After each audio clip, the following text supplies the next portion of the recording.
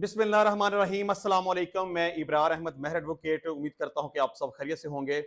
190 million case में आज भी इमरान खान और बुशरा बीबी के केस की समाअत नहीं हुई। क्यों समाअत नहीं हुई, इस पर बात करेंगे। और इसके अलावा आयतुल्ला खामनाई, सुप्रीम लीडर ईरान के, उन्होंने कहा कि अमेरिका और इसराइल ये जंग हार चुके हैं, जंग जीतने पर ईरानी कौम को मुबारक देते हैं। इस पर बात करेंगे। और इसके अलावा ईरान ने अब यह फैसला किया है कि उनकी जो जोहरी तनसीबात को नुकसान पहुंचाया गया, उस वाले से अब अमेरिका से मुआवजा वसूल किया जाएगा और अक़वाम मुत्तहिदा से रुजू करने का ईरान ने फैसला कर लिया है। इस पर भी बात करेंगे। लेकिन सबसे पहले इमरान खान साहब के हवाले से और बुशरा बीबी के हवाले से बात करेंगे, क्योंकि ये जो 190 मिलियन पाउंड रेफरेंस है, इसका फैसला 17 जनवरी 2025 को हुआ था। और उसके बाद पाकिस्तान तहरीक इंसाफ मुसलसल कोशिश करती रही कि किसी भी तरह से उनकी अपील फिक्स हो जाए और अपील की समाअत हो जाए। केस इमरान खान के खिलाफ बनता कोई नहीं, उनकी बरीयत हो जाएगी और इस तरह से इमरान खान और बुशरा बीबी की रिहाई हो जाएगी। लेकिन मैं पहले भी बड़ी तफसील के साथ इस पर बात कर चुका हूं कि अगर 190 मिलियन पाउंड केस में बरीयत हो भी जाए तो इसके बावजूद भी रिहाई नहीं होगी, क्योंकि इमरान खान के खिलाफ और भी बहुत सारे केसेस मौजूद हैं। और अगर रिसेंटली बात करें 2 दिन पहले की, तो 9 मई के वाकयात के हवाले से 8 मुख्तलिफ मुकदमात, जिसमें दरखास्त जमानत लाहौर हाई कोर्ट से उनकी खारिज हो चुकी है। तो 190 मिलियन पाउंड केस में बरीयत होती है नहीं होती, वट एवर, फिलहाल इमरान खान की रिहाई का कोई इम्कान नहीं है। और मैं ये भी कह चुका हूं कि अगर 190 मिलियन में बरीयत भी हो जाए, जितने केसेस हैं सब के सब खत्म हो जाएं, फिर भी इमरान खान की रिहाई नहीं होगी। इमरान खान साहब की रिहाई जब भी होगी वो मिलिट्री इस्टेब्लिशमेंट की मर्जी के साथ होगी और किसी ना किसी डील के नतीजे में होगी, क्योंकि केसेस ये खत्म होंगे तो कोई ना कोई केसेस नए बन जाएंगे।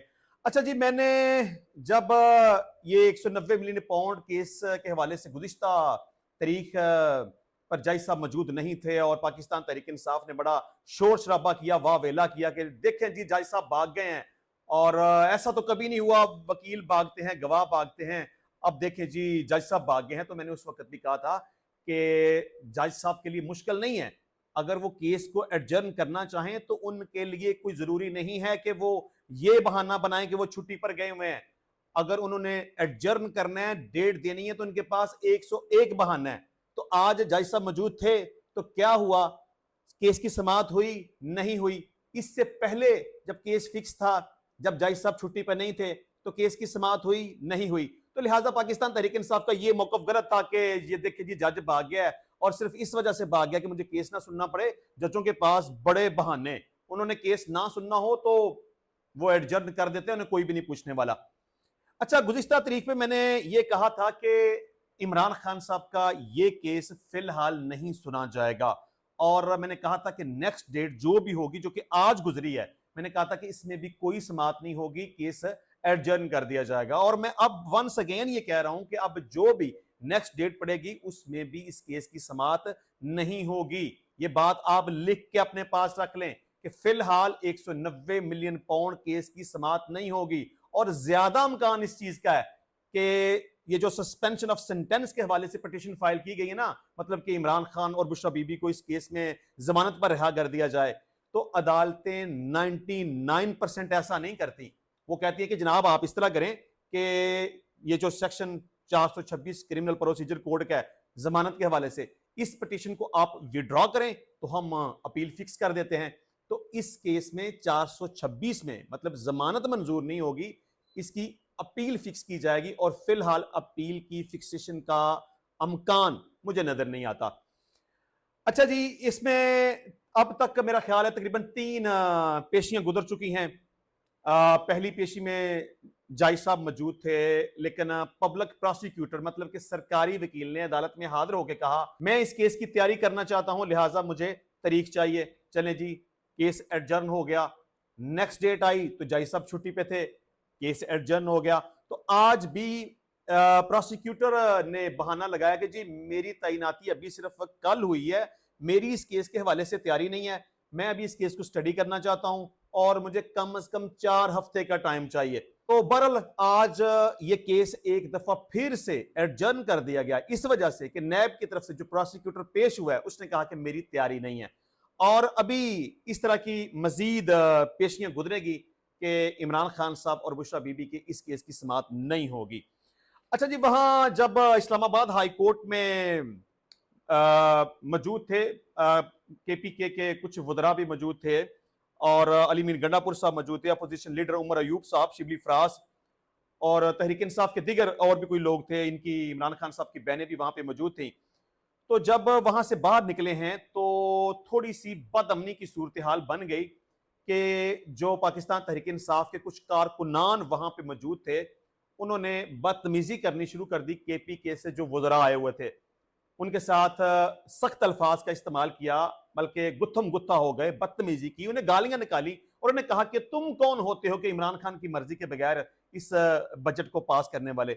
जब इमरान खान ने इस बजट की मंजूरी नहीं दी और उसने कहा था कि जब तक मुझसे मुलाकात ना कर लो, मुझसे मुशावरत ना कर लो, तुमने उस वक्त तक बजट पास नहीं करना, तो फिर तुम लोगों ने इमरान खान साहब से मुलाकात किए बगैर और डिस्कशन किए बगैर इस बजट को पास क्यों किया। लेकिन चलें, वहां पे लोगों ने एहतजाज किया इस हवाले से और अली मीन गंडापुर ने भी कहा कि आईनी बहरान से बचने के लिए बजट मंजूर किया है, इमरान खान जब कहेंगे असम्बली तहलील कर देंगे। तो ये बंदा एक नंबर का झूठा, फ्राडिया और नौसरबाज है। इसने जब बजट असम्बली में पेश किया था तो उस वक्त भी ये कहा था कि अगर इमरान खान साहब से मुलाकात ना करने दी गई, मैंने बजट डिस्कस ना कर लिया, तो मैं असम्बली तहलील कर दूंगा।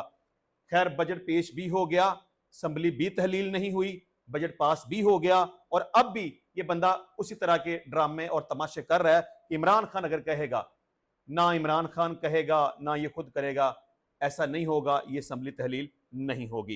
अच्छा, जिसके अलावा इकबाल आफरीदी, जिनका ताल्लुक पाकिस्तान तहरीक इंसाफ के साथ है, उन्होंने असम्बली में एक बड़ी स्टूपिड किस्म की बात की है। मेरे नजदीक तो खैर वो बेहुदा किस्म की बात है और नॉनसेंस बात है और तुहीन अमेज बात है। उन्होंने कहा कि इमरान खान से मुलाकात पर टैक्स लगा दें, पूरा पाकिस्तान आएगा, बजट खसारा पूरा हो जाएगा। देखें जी, एक बात तो यह है कि इमरान खान साहब से मुलाकात करने का राइट उनकी बहनों का है, पाकिस्तान तहरीक इंसाफ के जो लीडरान हैं उनका है, उनके वकला का है। आम लोग इमरान खान साहब से मुलाकात नहीं कर सकते और बड़ी इंपॉर्टेंट बात यह है कि इमरान खान साहब की मर्जी के बगैर जाके कोई भी बंदा उनसे मुलाकात नहीं कर सकता। अब अगर पाकिस्तान तहरीक इंसाफ का ये बंदा, आल तो किसने अपनी तरफ से तनकीद करने की कोशिश की है, लेकिन तनकीद सही तरीके से नहीं कर पाया और तनकीद करते करते मेरा ख्याल है कि अपने खिलाफ ही बात कर गया है कि इमरान खान से मुलाकात पर टैक्स लगा दे। अब इस बंदे से बंदा पूछे कि अडयाला जेल कोई चिड़ियाघर है, मतलब कि आप क्या समझते हैं कि लोग वहां पे इकट्ठे हों लाइन लगा के और इमरान खान साहब को देखने के लिए वो टिकटें लें, पैसे जमा करवाएं? स्टूपिड बात है। मैं इससे ज्यादा कुछ बहस नहीं करना चाहता। मेरा ख्याल है कि इस तरह की गुफ्तगू से इज्तनाब भी करना चाहिए। अच्छा, जिसके अलावा आजम नदीर तारड़ ने कहा कि काश जेलर को हुक्म देने का इख्तियार होता तो मैं उनको कहता कि उनकी मुलाकात भी करवा दे और मियां बीवी यानी कि इमरान खान और बुशरा बीबी को इकट्ठा भी सुलाया करें। मैं जरूर करता, मेरे पास ये इख्तियार नहीं है। अच्छा, मुझे इस सारी स्टेटमेंट में कोई ऐसी बात नजर नहीं आई कि जिसके ऊपर कोई बड़ा ज्यादा ऑब्जेक्शन किया जा सके या कोई तनकीद की जा सके या मुझे लगे कि कोई बड़ी स्टूपिड या बेहुदा किस्म की बात है। लेकिन पाकिस्तान तहरीक इंसाफ के लोग बहरहाल इस बात को लेके बड़ा एहतजाज कर रहे हैं। मतलब सोशल मीडिया के ऊपर कासिम सूरी की मैं एक ट्वीट देख रहा था कि वो बड़ा बुरा भला कह रहा था, गालियां निकाल रहा था, बेगैरत बोल रहा था कि ये बंदे फलां हैं, नून लीग वाले ऐसे हैं वैसे हैं। मतलब कि उनका ख्याल है कि इमरान खान और बुशरा बीबी के बारे में जो बात की गई है वो गलत तौर पर की गई है। मेरा ख्याल है कि इसमें ऐसी कोई फहाशी वाली बात या कोई ऐसी ऑब्जेक्शनेबल बात है नहीं है। अच्छा जी, सिविलियन जोहरी तनसीबात की तबाही पर ईरान ने अमेरिका से हर्जाना मांग लिया है। ईरान ने मौक़िफ़ इख्तियार किया है कि वाशिंगटन फर्दो, नतन्स और अस्फ़हान में जोहरी तनसीबात को नुकसान की तलाफी करे। नायब ईरानी वज़ीर ख़ारजा ने टीवी को इंटरव्यू में कहा कि हमलों के बदले अमेरिका को लाखों डॉलर अदा करना होंगे।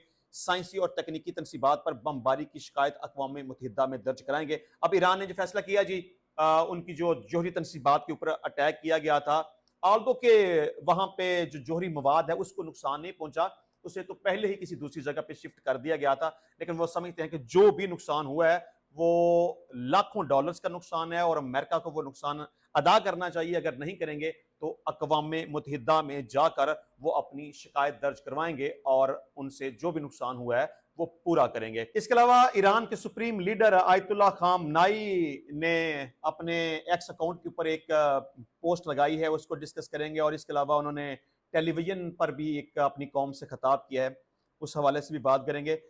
समाजी राब्ते की वेबसाइट एक्स पर अपने पैगाम और टेलीविजन पर नशर होने वाले खिताब में ईरानी सुप्रीम लीडर आयतुल्लाह खामनाई ने जंग में ईरान की फतेह का ऐलान करते हुए कहा कि अमेरिका से फतेह पर ईरानी कौम को मुबारकबाद पेश करता हूं। अमेरिका को इस जंग से कोई कामयाबी हासिल नहीं हुई। उन्होंने अपने पैगाम में कहा कि इसराइल की मुकम्मल तबाही के खदशे पर अमेरिका जंग में शामिल हुआ। अमेरिका को महसूस हो गया था वो शामिल ना हुआ तो इसराइल तबाह हो जाएगा। खामनाई ने कहा कि मेरी जन्म से हमारे अजीज ईरान की अमेरिका के जालिम निजाम पर फतेह पर मुबारक हो। हम पर दोबारा जारहियत मुसल्लत की गई तो भरपूर जवाब देंगे। अपने पैगाम में ईरान के सुप्रीम लीडर ने कहा कि इस्लामी जमहूरिया ने अमेरिका के मुंह पर जोरदार तमाचा मारा। उसने हमला किया और खित्ते में अमेरिका के एक अहम अड्डे को नुकसान पहुंचाया। उन्होंने कहा कि अमेरिका ने बराह रास्त जंग में इसलिए शिरकत की क्योंकि उसे महसूस हुआ कि अगर वो ऐसा ना करता तो सिहोनी निजाम मुकम्मल तौर पर तबाह हो जाता। उसने इस निजाम को बचाने की कोशिश में जंग में कदम रखा लेकिन कुछ हासिल ना कर सका। उनका कहना था कि अमेरिका ने ईरानी कौम से हथियार डालने का मुतालबा किया तो हमने वाज़ेह कहा कि सरेंडर का सवाल ही पैदा नहीं होता, बल्कि हमने दुश्मन को मुंह तोड़ जवाब दिया। आयतुल्लाह खामनाई ने कहा कि ये एक अहम बात है कि इस्लामी जमहूरिया को खित्ते में अमेरिका के अहम मराकज तक रसाई हासिल है और वो जब चाहे कार्रवाई कर सकता है। ऐसी कार्रवाई आइंदा भी दोहराई जा सकती है। अगर कोई जारहियत हुई तो दुश्मन को यकीनन भारी कीमत चुकाना पड़ेगी। इंशाल्लाह मिलते हैं नेक्स्ट टाइम नई वीडियो में नए टॉपिक के साथ। तब तक के लिए इजाजत दीजिए। अल्लाह हाफिज।